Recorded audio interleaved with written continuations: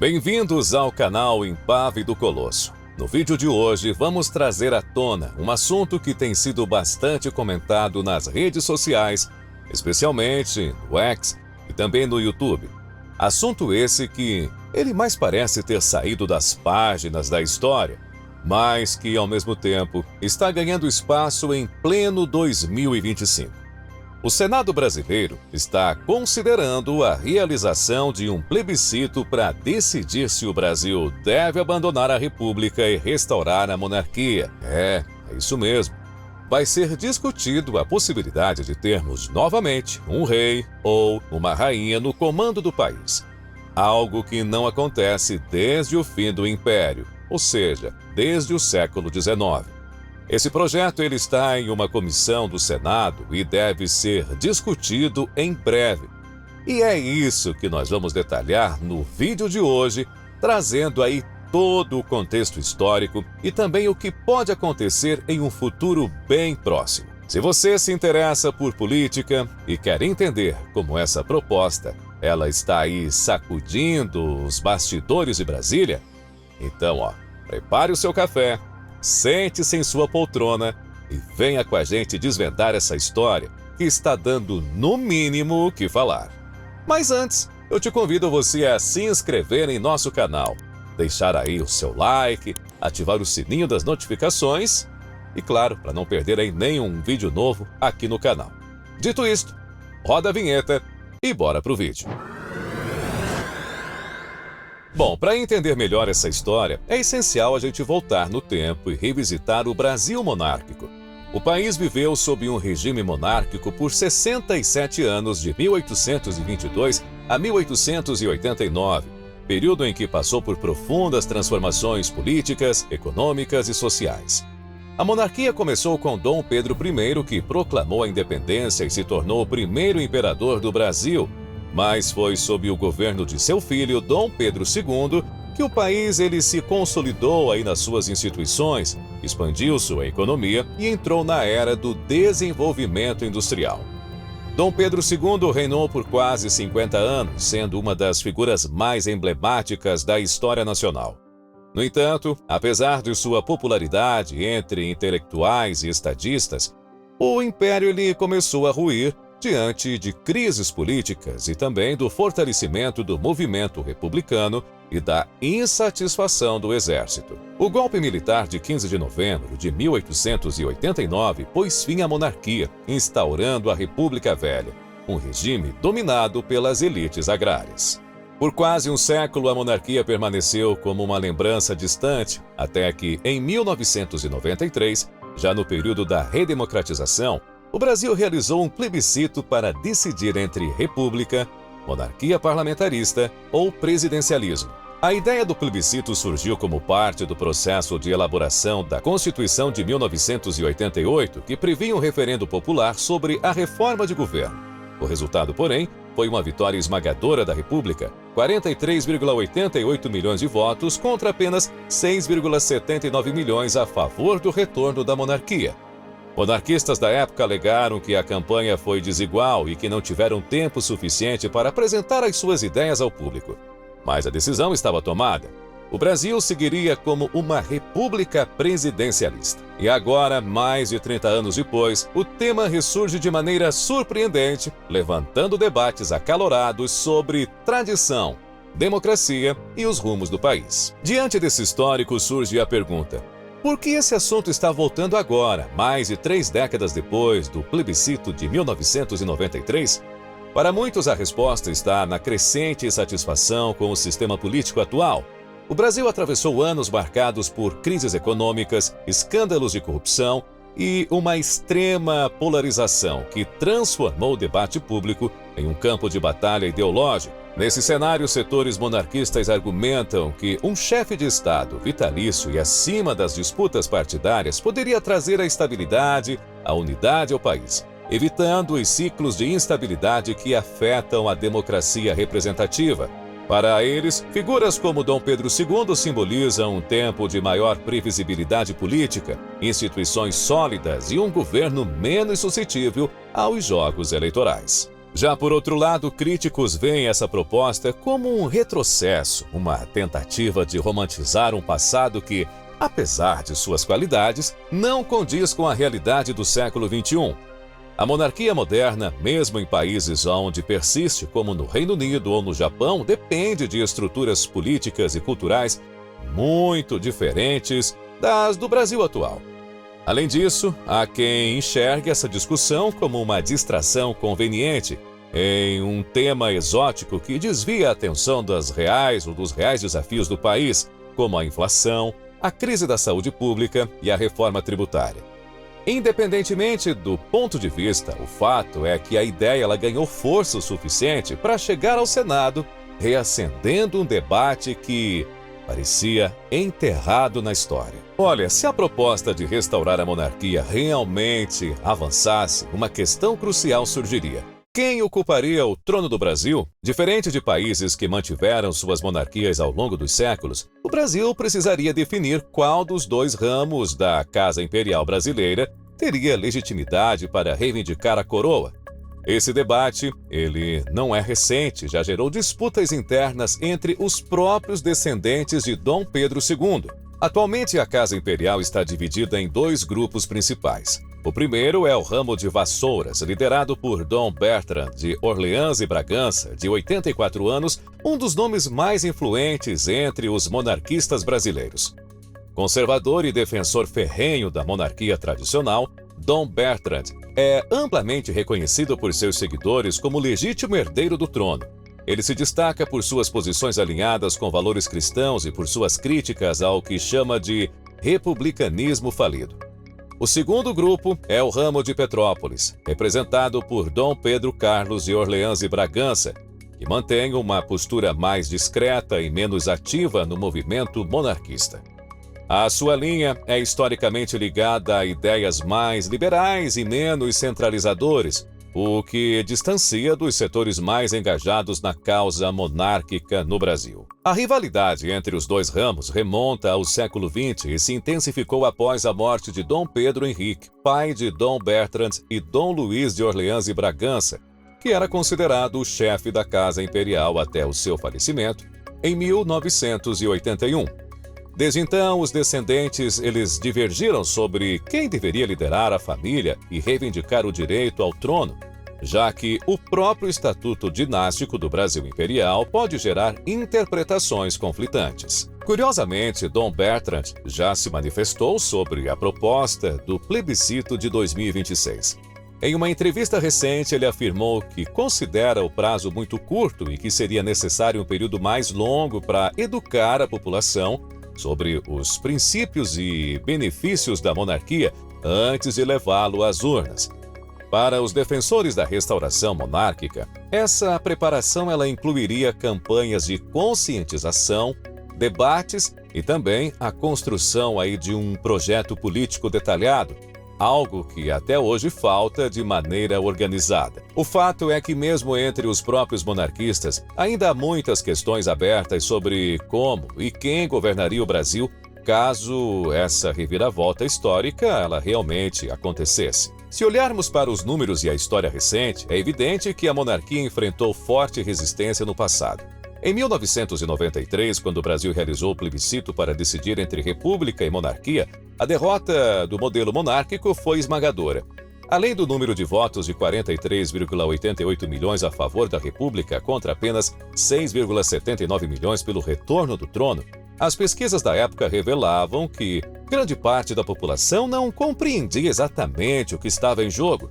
Para muitos brasileiros, monarquia ainda evocava imagens de castelos, de carruagens e realeza distante, algo mais associado a filmes de época e do que uma alternativa política viável. A campanha pelo retorno da monarquia também foi desorganizada e sem tempo hábil para um debate aprofundado, o que contribuiu para o seu fracasso nas urnas. Agora, em 2025, o cenário é totalmente diferente. A internet, ela revolucionou a forma como as ideias circulam, permitindo que os monarquistas articulem melhor os seus argumentos e alcancem um público maior. Redes sociais, especialmente plataformas como o X, antigo Twitter, YouTube e Telegram, eles se tornaram campos de batalha ideológicos, onde os defensores da monarquia exaltam a sua estabilidade histórica, a sua tradição e também a sua eficiência de monarquias bem-sucedidas na Europa, como as da Inglaterra, Espanha e Países Baixos. Para eles, a figura de um monarca poderia trazer aí um sentido de unidade nacional, protegendo o país das crises institucionais e também do desgaste político causado pelo presidencialismo. Já por outro lado, os republicanos continuam firmes na defesa do sistema atual. Eles argumentam que o Brasil ele deve olhar para o futuro, não para o passado, e que restaurar a monarquia seria aí um retrocesso dispendioso e impraticável. Além disso, apontam que um rei ou uma rainha representaria aí um custo adicional para os cofres públicos, algo difícil de justificar em um país onde a desigualdade social ainda é um problema estrutural. Afinal, países monárquicos da Europa sustentam suas famílias reais com verbas estatais e nada garantiria que no Brasil isso não aconteceria da mesma forma. Agora vamos imaginar que o plebiscito realmente aconteça e que, contra todas as previsões, a monarquia vença.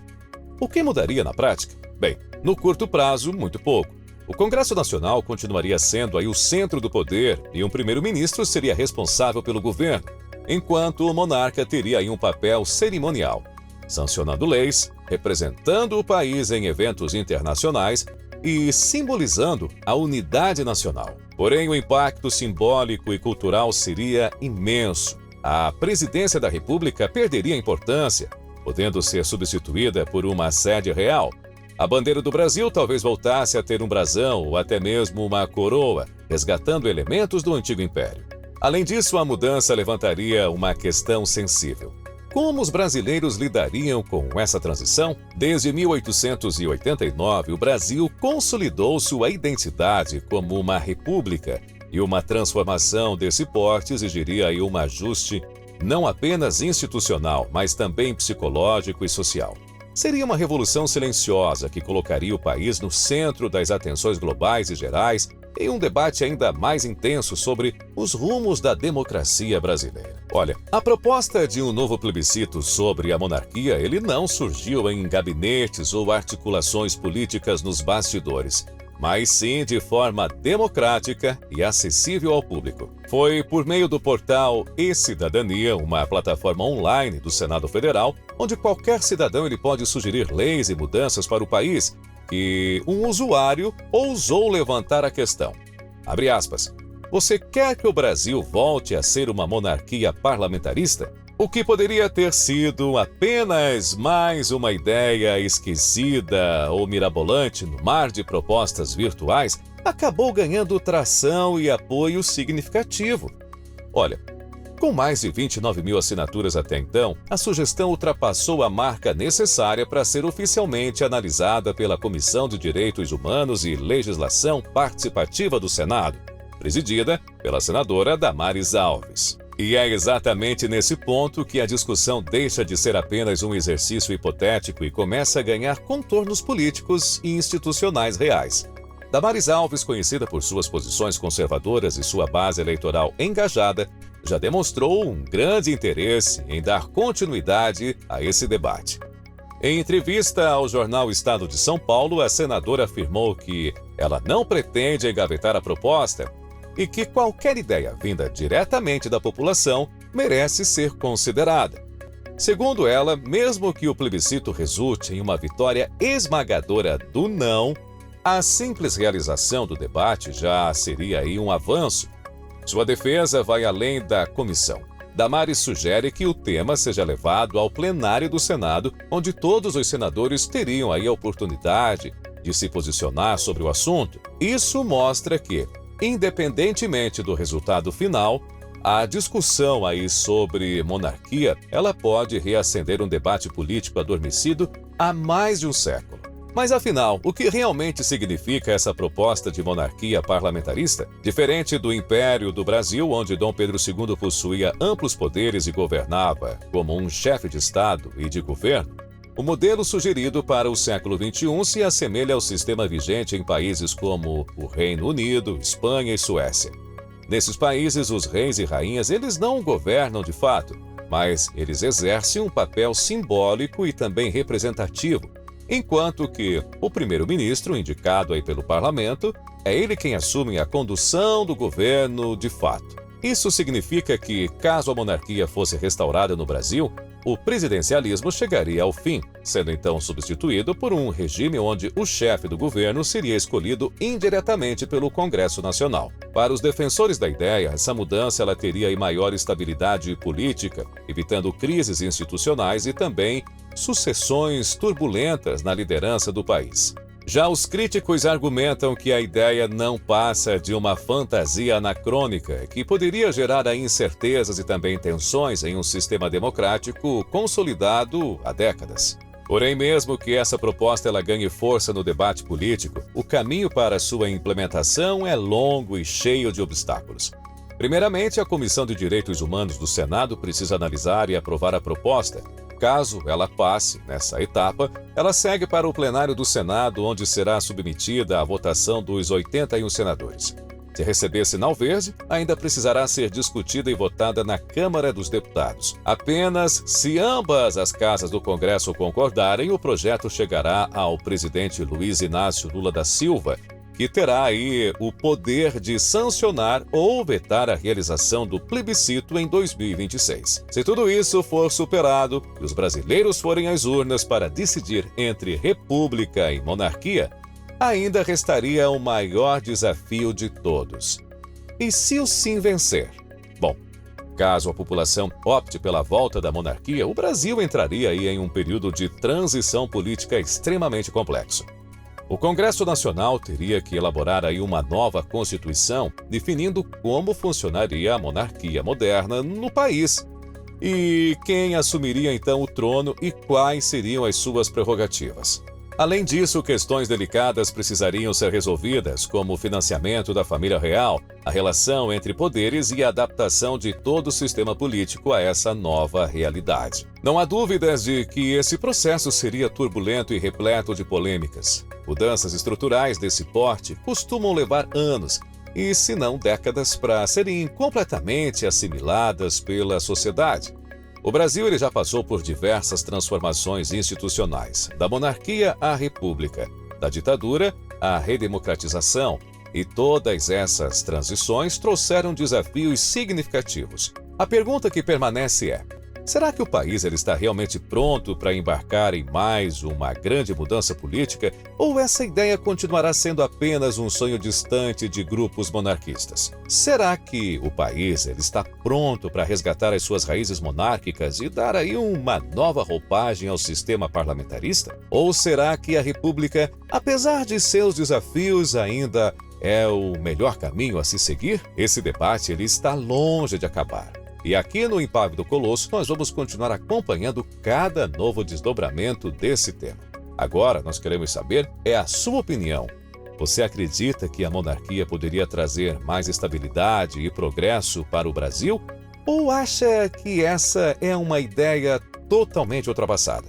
Bom, deixe o seu comentário e participe dessa conversa com a gente. Se você gostou do nosso vídeo, não se esqueça de curtir e se inscrever no canal para ficar aí sempre atualizado sobre os temas mais quentes da política brasileira. Ative as notificações para não perder aí nenhuma novidade. Até a próxima e que venham mais capítulos dessa história.